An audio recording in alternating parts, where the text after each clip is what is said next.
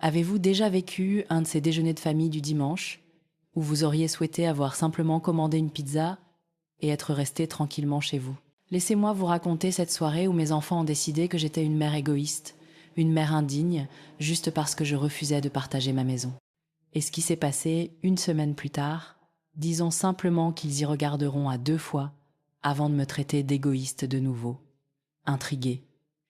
C'est une histoire bien de chez nous, pause courte le temps de laisser l'idée s'installer. Si vous avez mon âge ou même un peu moins, vous savez que le dimanche midi c'est sacré. Les déjeuners du dimanche chez moi, dans cette vieille demeure en pierre, c'était le moment fort de ma semaine. Il y a quelque chose de magique dans l'odeur du gigot d'agneau qui flotte dans l'air, dans le cliquetis des assiettes en porcelaine et le murmure constant des conversations familiales qui m'a toujours donné le sentiment d'avoir réussi quelque chose dans la vie. Je passais l'après-midi à peler mes pommes de terre, à fredonner des vieilles chansons de Brel ou de Piaf et à dresser la table avec le service de ma grand-mère, celui en porcelaine de Limoges. Parce que franchement, pourquoi? Pas la vie est bien trop courte pour les assiettes en carton, surtout quand on nourrit sa propre chair et son propre sang. Changement de ton plus sombre. Mais ce dimanche-là, c'était différent, hein. Il y avait une lourdeur dans l'air, une tension qu'on aurait pu couper avec un couteau à beurre, le même couteau que j'utilisais pour la tarte tatin.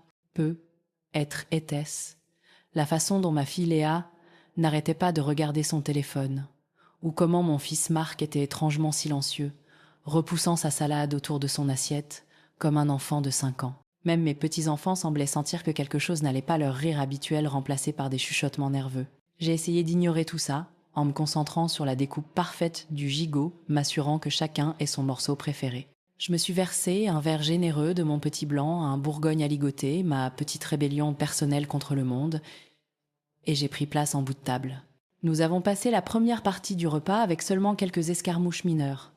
Marc se plaignant des embouteillages du périphérique Léa, déplorant le prix des courses au marché, et les petits-enfants se chamaillant pour le dernier morceau de baguette.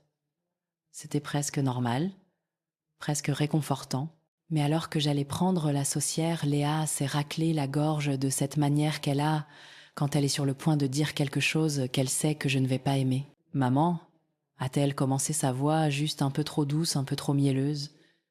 Nous avons discuté et, eh bien, nous pensons qu'il est temps d'avoir une vraie discussion sur la maison. J'ai marqué une pause la saucière à mi-chemin. Ça commence, ai-je pensé. Je l'ai posée doucement, ne me faisant pas confiance pour parler tout de suite. Marc a bondi son ton plus direct, plus brutal. « Oui, maman. Tu sais, c'est une très grande maison pour une seule personne. Et avec la conjoncture actuelle, ce n'est plus raisonnable que tu la gardes juste pour toi. » Je les ai regardés, mes 2 enfants adultes, assis en face de moi, avec leurs visages sérieux et leurs phrases soigneusement répétées.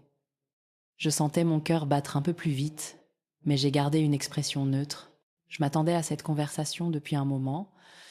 Depuis le décès de leur père, cette maison était devenue une sorte de champ de bataille. Moi, d'un côté, m'accrochant à mes souvenirs, et eux, de l'autre, lorgnant sur la propriété comme si c'était le gros lot du loto. Léa s'est penchée les yeux écarquillés et suppliant. « Maman, c'est une maison qui ne coûte plus rien. » Elle parlait du fait qu'il n'y avait plus de crédit. « Tu devrais la partager. Sinon, tu n'es plus notre mère. » Elle a essayé de rire comme si c'était une plaisanterie, mais les mots sont restés suspendus dans l'air lourd comme une mauvaise odeur. Vous imaginez, j'ai failli m'étouffer avec mes haricots verts. Un instant, je me suis demandé si j'avais bien entendu. Ma propre fille me menaçait-elle vraiment de me renier à cause d'une maison? J'ai jeté un coup d'œil autour de la table, m'attendant à ce que quelqu'un se lève et crie « Piégé !» C'était une blague. Mais personne ne l'a fait. Marc a juste hoché la tête comme pour dire « Oui, ce qu'elle a dit est juste ». J'ai pris une lente gorgée de mon vin, laissant le liquide frais calmer mes nerfs.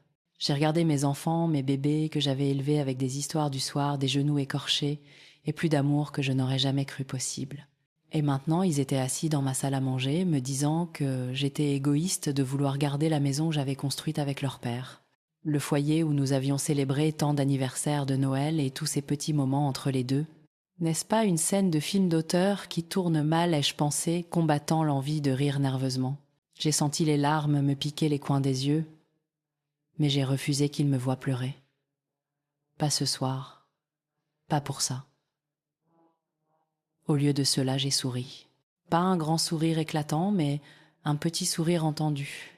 Le genre de sourire que l'on donne quand on a déjà tout vu et qu'on n'est pas sur le point de se laisser déstabiliser par deux adultes avec des problèmes d'ego. J'ai posé mon verre, j'ai plié ma serviette et je me suis levée. « Excusez-moi », ai-je dit, ma voix parfaitement stable. « Je crois que j'ai besoin de prendre l'air un instant. » Je suis sortie de la salle à manger, le dos droit, la tête haute. Je pouvais les entendre chuchoter derrière moi, leur voix basse et pressante, mais je n'ai pas regardé en arrière. Parfois, le silence est la meilleure des réponses. Ne croyez-vous pas ? Je suis sortie sur la véranda respirant l'air frais du soir, et j'ai laissé la tension s'évaporer. Les étoiles commençaient tout juste à apparaître. Et pendant un instant, j'ai ressenti un sentiment de paix. C'était ma maison, mon sanctuaire, et je n'allais laisser personne m'intimider pour m'en chasser, pas même mes propres enfants. Alors que je me tenais là, écoutant les sons lointains de rire et de vaisselle qui s'entrechoquent, j'ai réalisé quelque chose d'important. La famille, ce n'est pas une question de maison d'argent ou de qui obtient quoi. C'est une question d'amour, de respect et des souvenirs que nous partageons. Et si mes enfants ne pouvaient pas voir ça, eh bien peu. Être qu'il était temps qu'ils apprennent une ou deux leçons sur la gratitude. J'ai pris une autre grande inspiration, j'ai redressé mes épaules et je suis rentrée. Le dîner était terminé, mais la vraie histoire ne faisait que commencer.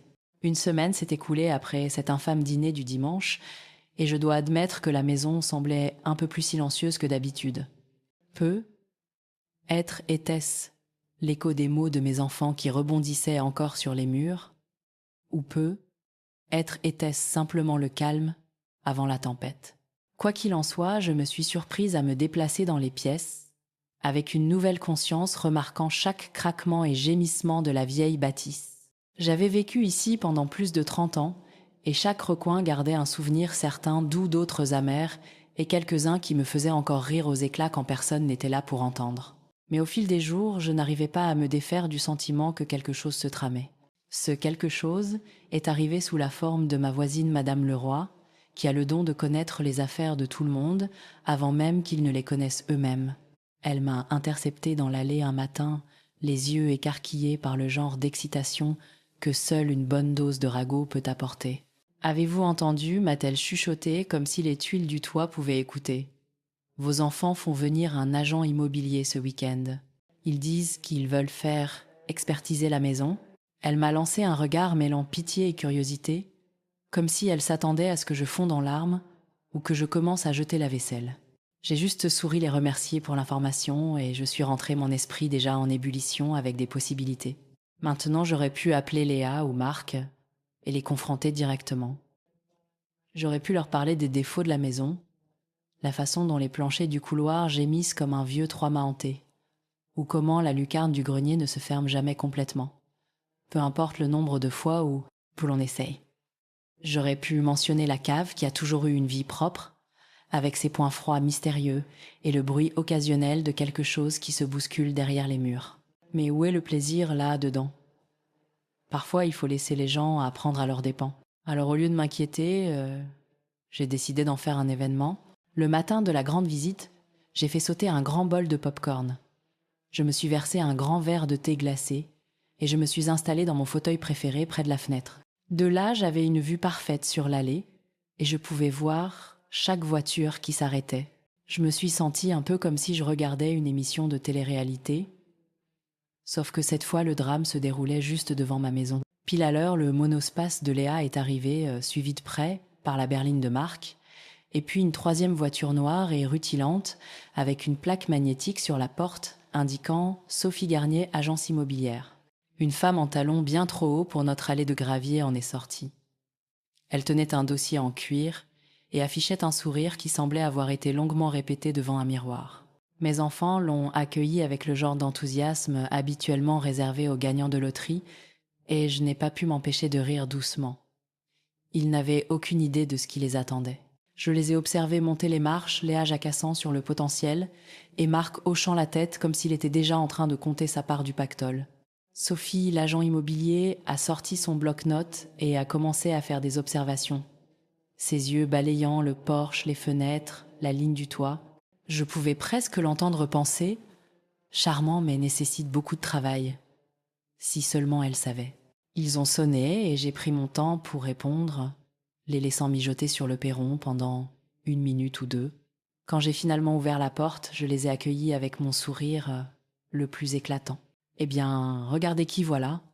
Entrez, entrez, faites comme chez vous. » Je me suis écartée et ils sont entrés, Sophie ouvrant la marche avec son pas professionnel. La visite a commencé dans le salon, où les lattes de plancher ont immédiatement annoncé leur présence par un long craquement bruyant et prolongé. Sophie s'est arrêtée, son sourire vacillant légèrement, mais elle s'est vite reprise. Du parquet d'origine, je vois. Beaucoup de caractère, a-t-elle dit. Léa m'a lancé un regard comme pour dire « Tu vois, maman, c'est une bonne chose. » J'ai juste hoché la tête, retenant un rire. Ensuite, nous sommes allés à la cuisine où le robinet a tendance à cracher et la porte du fourre-coin si vous ne la soulevez pas juste ce qu'il faut. Marc a tenté d'ouvrir une armoire et la poignée lui est restée dans la main. « Oh, ça arrive parfois », ai-je dit, prenant la poignée et la posant sur le comptoir. « Ça ajoute au charme, vous ne trouvez pas ?» Sophie a griffonné quelque chose sur son bloc-notes, son sourire se faisant de plus en plus forcé. À l'étage, le grenier nous attendait. Je les avais avertis du courant d'air, mais ils ont insisté pour voir chaque recoin. Dès que Sophie est entrée, une rafale de vent a secoué la lucarne, envoyant une pile de vieux journaux voltiger à travers le sol. « C'est juste le vent », ai-je dit, même si je devais admettre que cela sonnait un peu sinistre. Léa a frissonné et a suggéré que nous passions à autre chose. Enfin, nous sommes arrivés à la cave. J'ai hésité en haut des escaliers, mais Marc était déterminé. Nous devons tout voir, maman. Alors nous sommes descendus les marches, gémissant sous notre poids. La cave était fraîche et humide, avec cette odeur indéfinissable de vieille terre et de choses oubliées. Alors que nous atteignions le bas, un bruit soudain de grattement a résonné derrière la chaudière. Sophie a sursauté, manquant de laisser tomber son dossier. Probablement juste une souris. Et je dis bien que je savais que c'était plus probablement le raton laveur résident qui s'était installé là des mois auparavant. Quand nous avons terminé la visite, Sophie semblait prête à prendre la fuite, et mes enfants étaient visiblement moins enthousiastes. « Eh bien, » a dit Léa, forçant un sourire, « il y a définitivement du potentiel. » Marc a juste hoché la tête, son excitation initiale, remplacée par un air de profonde préoccupation. Alors qu'il partait, j'ai fait un signe de la main depuis le porche, mon bol de pop-corn à la main. Vous êtes-vous déjà demandé ce qui se passe lorsque les gens obtiennent exactement ce qu'ils demandent? Alerte spoilée, ce n'est pas toujours ce à quoi ils s'attendent. Et en les regardant s'éloigner en voiture, je n'ai pas pu m'empêcher de ressentir une petite satisfaction. Parfois, les meilleures leçons sont celles que vous n'avez pas besoin d'enseigner vous-même. Le jour où mes enfants ont décidé de faire défiler un agent immobilier et quelques-uns de leurs amis intéressés à travers ma maison, a été le jour où j'ai réalisé à quel point on peut s'amuser sans jamais allumer la télévision. J'avais vu suffisamment d'émissions de décoration pour savoir comment ces choses se passaient. Tout le monde s'exclame sur les caractéristiques d'origine. Quelqu'un se plaint du papier peint. Et il y a toujours cette personne qui demande « Est-ce un mur porteur ?» Mais rien à la télévision n'aurait pu les préparer à ce que ma maison leur réservait. J'avais passé la matinée à faire un grand ménage, non pas parce que je voulais impressionner qui que ce soit, mais parce que j'estimais que la maison méritait une chance de montrer sa vraie personnalité. J'avais même dépoussiéré la vieille horloge comtoise dans le couloir, qui n'avait plus fonctionné correctement depuis des décennies. Et j'avais ouvert quelques fenêtres pour laisser entrer l'air frais. La maison semblait vibrer d'anticipation, comme si elle savait qu'elle était sur le point de donner un spectacle. Pile à l'heure, l'allée s'est remplie de voitures. Léa et Marc sont arrivés, les premiers l'air un peu plus nerveux que la dernière fois, suivis de Sophie, l'agent immobilier, qui avait troqué ses talons contre des mocassins plus raisonnables. Clairement, elle avait appris de sa dernière visite. Derrière eux traînaient 2 amis de Léa, un couple qui semblait tout droit sorti d'un catalogue de décoration chic, avec leurs pulls assortis et leurs sourires pleins d'espoir. Je les ai accueillis à la porte avec mon meilleur sourire d'hôtesse gracieuse. Mais à l'intérieur, je me préparais déjà au chaos à venir. Ils ont envahi le foyer bavardant sur le potentiel et la bonne ossature de la maison, et je pouvais voir Sophie calculer mentalement sa commission. La visite a commencé dans le salon, où la lumière du soleil filtrait à travers les rideaux de dentelle et rendait tout un peu plus doux, un peu plus indulgent. Pendant un instant, j'ai presque cru que la maison allait se comporter correctement.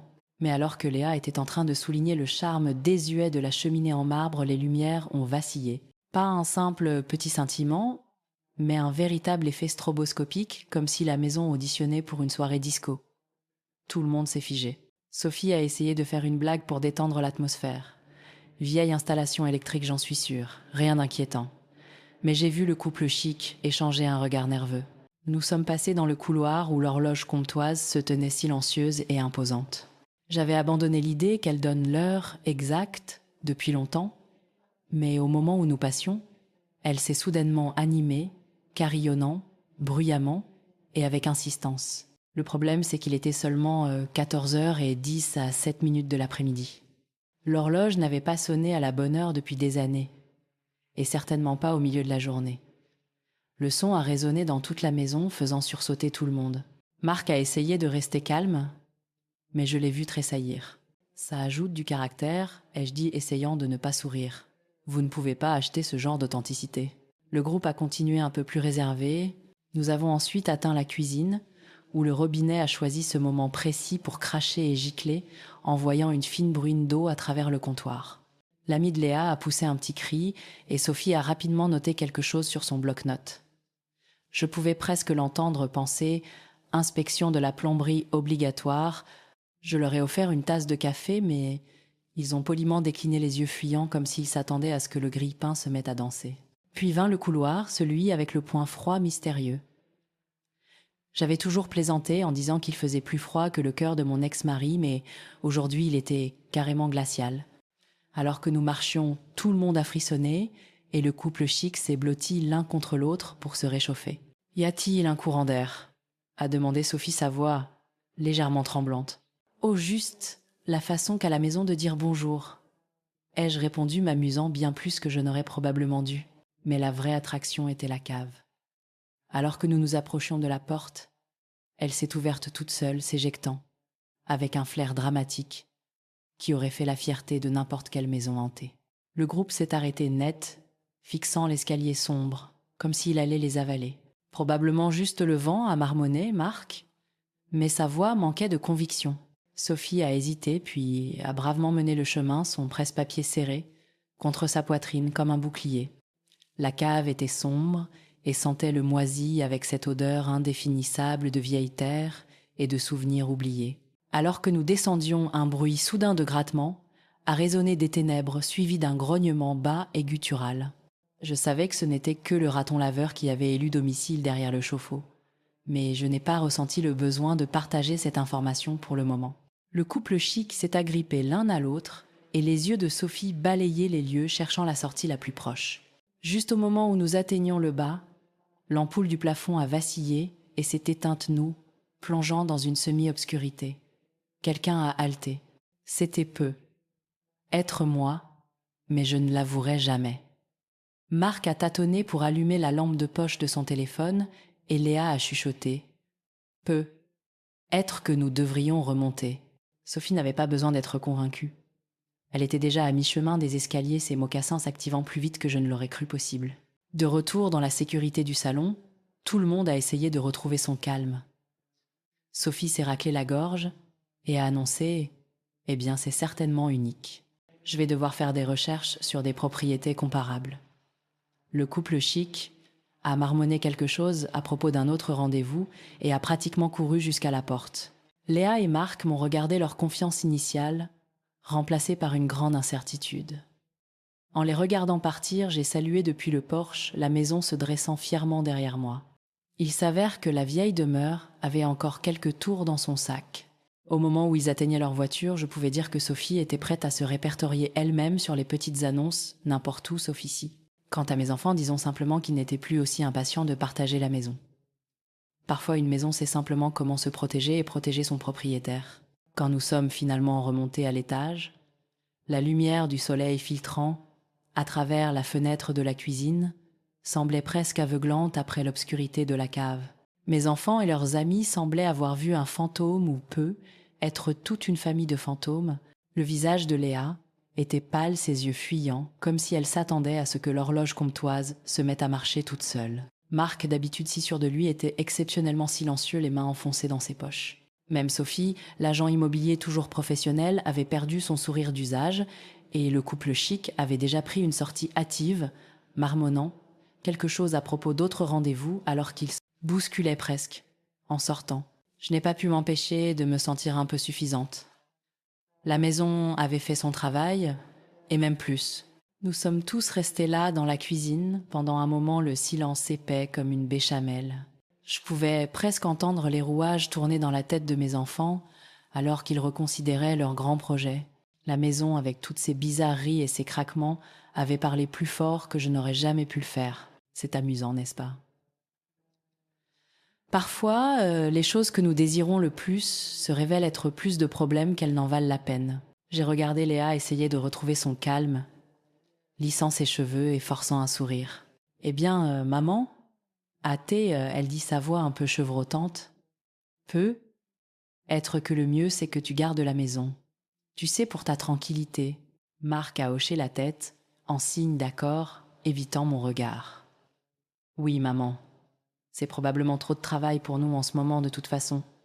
Tu sembles avoir la situation sous contrôle. » J'ai juste souri le même petit sourire entendu que j'avais porté lors de ce fatidique dîner du dimanche.